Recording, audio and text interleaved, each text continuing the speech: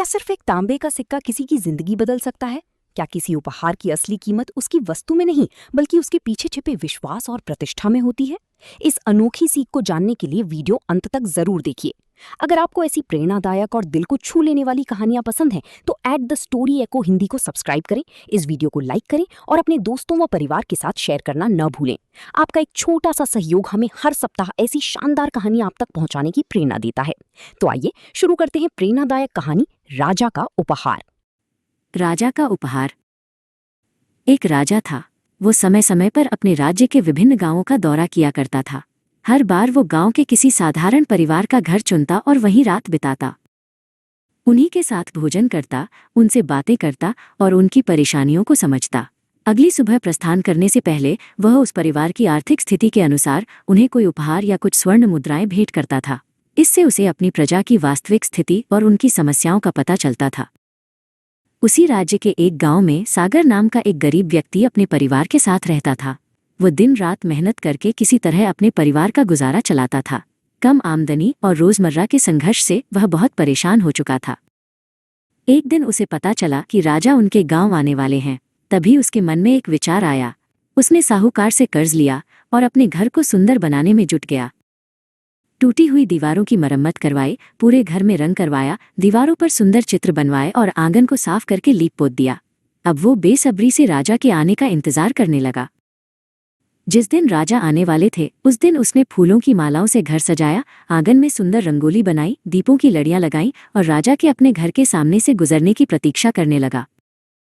जब राजा उसके घर के सामने पहुंचे तो सागर ने विनम्रतापूर्वक उनसे उसके घर में ठहरने का आग्रह किया। सुंदर सजा हुआ घर देखकर राजा मान गए। सागर और उसकी पत्नी बहुत प्रसन्न हुए। उन्होंने कर्ज लेकर राजा के लिए स्वादिष्ट व्यंजनों का विशेष भोजन तैयार किया था। उनका स्नेह और आतिथ्य देखकर राजा भी बहुत प्रसन्न हुए। अगली सुबह नाश्ता करने के बाद राजा प्रस्थान की तैयारी करने लगे। सागर मन ही मन बहुत उत्साहित था। उसे विश्वास था कि जाते समय राजा उसे कोई अनमोल हीरा, सोने का हार या बहुत सी स्वर्ण मुद्राएं उपहार में देंगे। चलते समय राजा ने सागर को अपने पास बुलाया और हाथ आगे करने को कहा। सागर ने खुशी खुशी अपना हाथ आगे बढ़ाया। राजा ने उससे आंखें बंद करने को कहा, उसके हाथ पर कुछ रखा और मुट्ठी बंद करने को कहा। फिर राजा बोले, अब आंखें खोलो, लेकिन मेरी विदाई के बाद ही अपनी मुट्ठी खोलना। सागर को पूरा विश्वास था कि राजा ने उसे कोई बहुमूल्य हीरा या मोती दिया होगा। राजा के जाने के बाद उसने उत्सुकता से अपनी मुट्ठी खोली, लेकिन उसमें केवल एक तांबे का सिक्का था।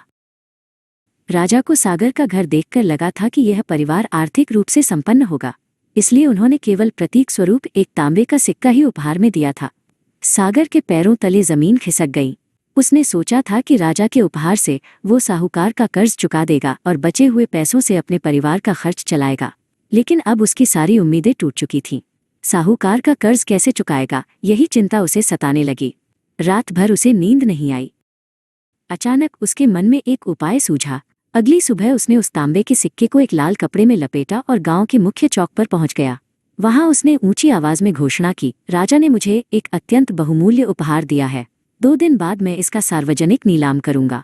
जो सबसे ऊंची बोली लगाएगा वही इसका मालिक बनेगा। ये खबर पूरे गांव में आग की तरह फैल गई।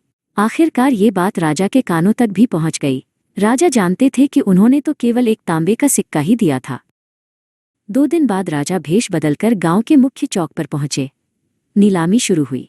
शुरुआत में बोली बहुत कम रकम से लगी, लेकिन सागर बार बार कह रहा था, अरे ये कोई साधारण उपहार नहीं है, यह स्वयं राजा का दिया हुआ अमूल्य उपहार है। और ऊंची बोली लगाइए। धीरे धीरे लोग बड़ी बड़ी रकम की बोलियां लगाने लगे। यह देखकर राजा चिंतित हो गए। उन्होंने मन ही मन सोचा, यदि लोगों को पता चल गया कि मैंने केवल एक तांबे का सिक्का दिया था तो वे मेरे बारे में क्या सोचेंगे, मेरी प्रतिष्ठा पर आंच आ जाएगी। अंत में राजा ने अपने सैनिकों को नीलामी रोकने का आदेश दिया और सागर को महल में बुलाया। राजा मुस्कुराते हुए बोले, सागर, तुम्हें पता था न कि मैंने तुम्हें केवल एक तांबे का सिक्का दिया था। सागर ने विनम्रता से उत्तर दिया, हाँ महाराज, लेकिन लोग उस सिक्के की कीमत नहीं लगा रहे थे। वे आपके विश्वास और आपकी प्रतिष्ठा की कीमत लगा रहे थे। सागर का उत्तर सुनकर राजा बहुत प्रभावित हुए।